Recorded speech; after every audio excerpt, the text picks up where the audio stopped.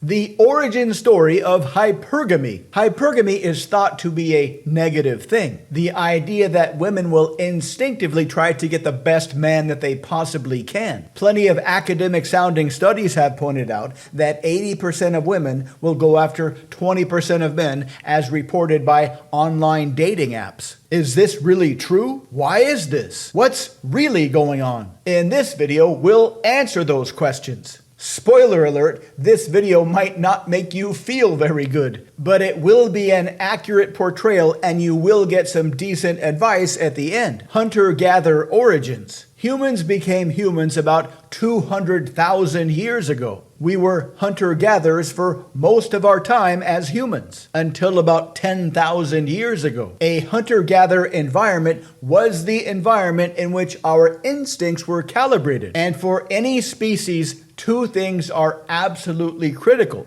getting enough food as an individual so you can exist, and replicating enough as a species so you can exist. Humans are very social animals. We have language and memory. Our social skills are very complex. But the bottom line is getting enough food and replicating. This is where it gets complicated. We'll present a couple of models of human life in the Stone Age. Here's model number one. The dudes competed to be the best hunters. The best hunters got the most calories. In exchange for the calories they provided to the tribe, they got admiration and respect from the tribe. The more calories any one man produced beyond his own needs, the more he gave to the tribe, the more admiration and respect he got in exchange from the tribe. His status level in the tribe was directly correlated to his productivity. And productivity within the tribe would likely fall under a Pareto distribution. We can find Pareto distributions everywhere. 20% of NBA players in any given season will score 80% of the points.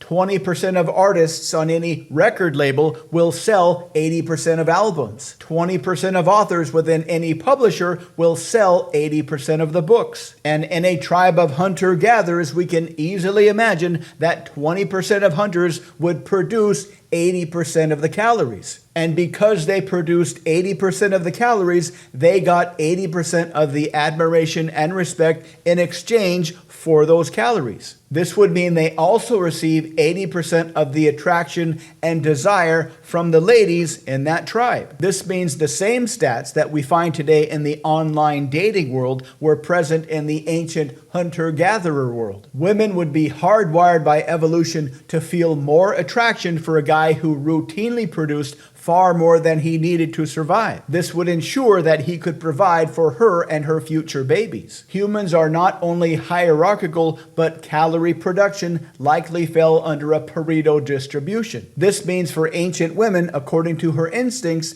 the higher up the food chain any one guy was, the more she felt attraction for him. This also suggests that women that were more hypergamous would replicate at a higher rate than women that were less hypergamous. A woman that was less hypergamous would accept a lower status male, which meant he was a lower producing male, which means the babies of that union would have a lower probability of surviving. So what would happen to this tribe with this model? The majority of babies would be made by high producing males, which meant males that consistently produced a lot of calories beyond their own needs. Now compare this tribe to another imaginary tribe where the women hooked up with dudes randomly. Some ladies would have high producing males. Some ladies would have not so high producing males. So the babies in tribe 2 would have fathers that have lower than average productivity rates than babies in tribe 1. So it's pretty straightforward to see how tribe 1 would out-replicate tribe 2. It's also very likely that high status men had more than one partner. As has been shown in various studies, women, even modern women, would prefer to share a high status male than have a lower status male all to themselves. What does this mean? This suggests that for tens of thousands of years, this was normal life for humans. Men competed with each other to see who could become the best hunter. And the top 20% of men produced 80% of the calories. And in exchange for keeping everybody fed, they got admiration and respect. This added up to status, which drove female attraction. The women that were attracted to only the top 20% of men, even if they had to share them, would have a high probability that their babies would survive. And in those babies would be the same hypergamous genes. It's very likely that the lower 80% men never got together with a woman. Any woman that got together with a lower 80% male would have a lower probability that her babies would survive. Now, why does this seem to be only happening today? Large societies changed everything. Ancient societies found that polygamy did lead to stable societies. Monogamy was enforced, and this made it possible for pretty much everybody to get together with somebody. But social media,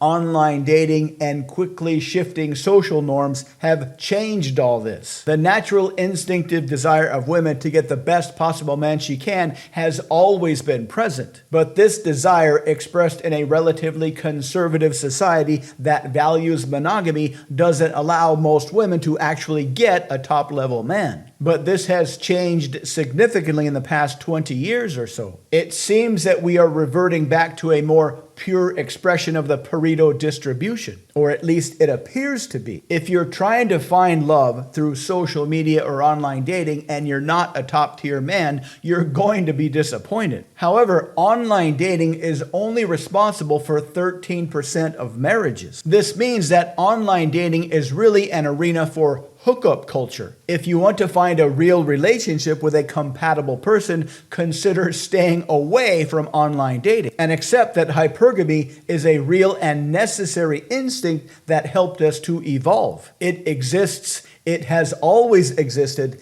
and it is likely the main driving force that compelled men to greatness over the millennia. The main reason men compete with other men is that the more they succeed, the higher quality woman or women they can get. The more choice with women they can get. It's been this way for most of human history. So what's the takeaway? Be better than you are. Embrace competition. Forget about wishing the world was different than it is. Forget about wishing the world was easier than it is. Embrace the world for what it is. Get in the world and dominate. Embrace the ancient competitor within you and destroy any competition that you find, because that is the purpose of man. To learn more about human nature and how you can dominate, please visit mindpersuasion.com. Check out the links below. And because we make videos almost every day, please subscribe so you can continue to learn more. Let us know what you think in the comments. Thank you for watching.